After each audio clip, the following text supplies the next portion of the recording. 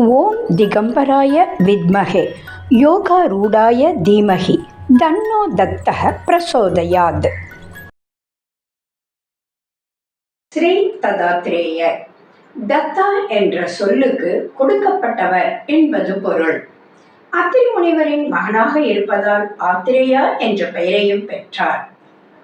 சிவனும் பிரம்மாவும் விஷ்ணுவும் இந்த மும்மூர்த்திகளும் தங்களையே மகனாக அத்திரி அனுஷியா தம்பதிகளுக்கு கொடுத்ததால் தான் தத்தாத்ரேயா என்ற பெயரை பெற்றார்.